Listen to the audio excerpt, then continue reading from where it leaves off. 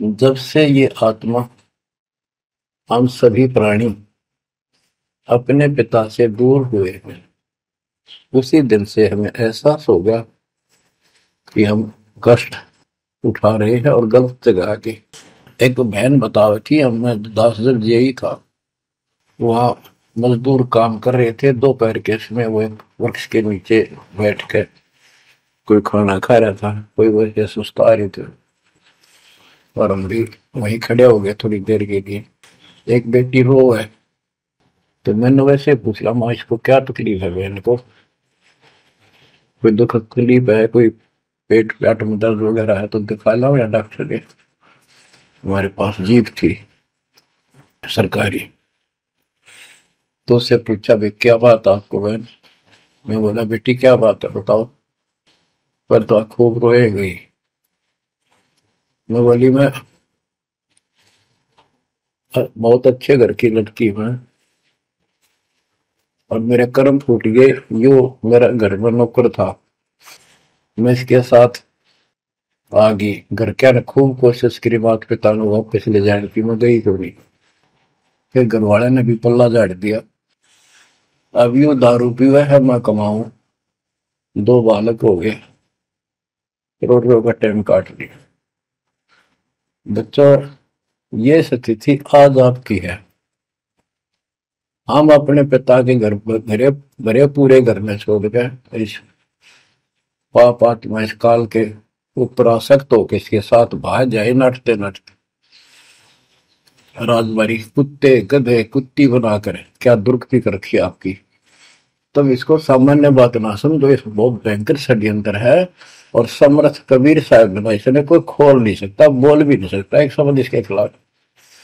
ये तो बहुत बड़ी पावर है। अगर वहां विष्णु में इसका तो इसके आगे एक भूत सारे परिवार ने ताड़ दे, सबसे छोटी इकाई है या इस शैतान का एक अंश है।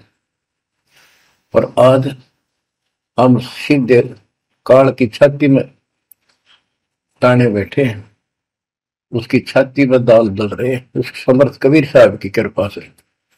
वहां खोलो, अपनी मुंह दुरुक्ति हो रही है। आज भी यही स्थिति है। ये अनजान लड़कियां किसी के साथ प्यार कर कर धके खा भी आने, और फिर सारी उम्र दुख पाओ, ना घर की रहती ना घाट की रहती। वो दशा आपकी है बच्चों। अब फिर भी वो दयालु है, वो बाप है, फिर भी चाहता है किसी तरह हम वापस चले जाए। दास के पास अब भी प्रार्थना आती है, ऐसे ऐसे बेटी उसके साथ चली गई, शादी कर ली, सदबुद्धि दो वापस आ जा मेरी बेटी, बहुत कष्ट पाओगी। माँ बाप को पता होता है यू केला डूबेगा राम राजा में। शादी करनी है तो माँ बाप क्या करते नहीं, इतना ही काम था। क्यों शर्मदर्द करें ये बालक? बुद्धि भ्रष्ट है वो, ऐसी बकवास करते हैं, लड़का हो तो लड़की हो। इसी प्रकार हम बुद्धि भ्रष्ट थे, भरे पूरे घर के ठोकर मार गए इस कंगाल के साथ आगे। बच्चों, आंख खोलो, अब भी समझ जाओ। ये कोई डूम बाट के गीत नहीं है जो मैं सुना रहा हूँ, ये समर्थ का दिया गया है। जिस दिन से दास को इसका आभास हुआ था, उसी दिन समझ गया था गलती बहुत बड़ी भारी बन चुकी है।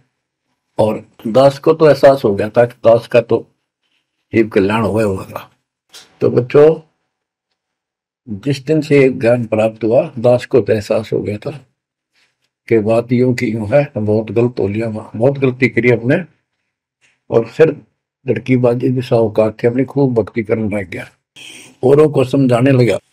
अपने एक टेप रिकॉर्डर लिया, जैसा ज्ञान समझ में आ रहा था उसमें भर भर के टेप, छोटी छोटी कैसेट आ रही बड़ी बड़ी, वो दी उनको, औरों को बांटने लगा, समझाने लगा।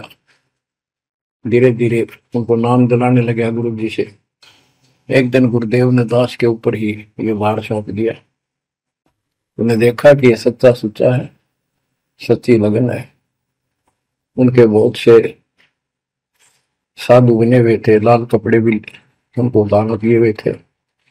पर परमात्मा की कृपा होती है तो वही होनी होती है। तो अब परमात्मा अब भी कहते हैं, आ जाओ मेरे बच्चों, या कभी सुखी नहीं हो सकते। अब भी समझ जाओ, अपने घर चलो, जहाँ कोई कष्ट नहीं, कोई दुख नहीं, कोई रोग नहीं, कोई शोक नहीं, किसी चीज का अभाव नहीं। समस्या ये है कि हमने स्वर्ग स्वर्ग सुन रखा था, स्वर्ग वो के देखा था।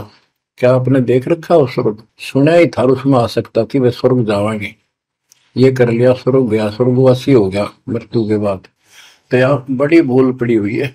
पहले तो सतगुरु मिलना मुश्किल, मिल जाए तो हम उस पर डटते नहीं, क्योंकि लोक वेद सुनाने वाले लाखों होते हैं और तत्व ज्ञान सुनाने वाला एक आध ही होता है।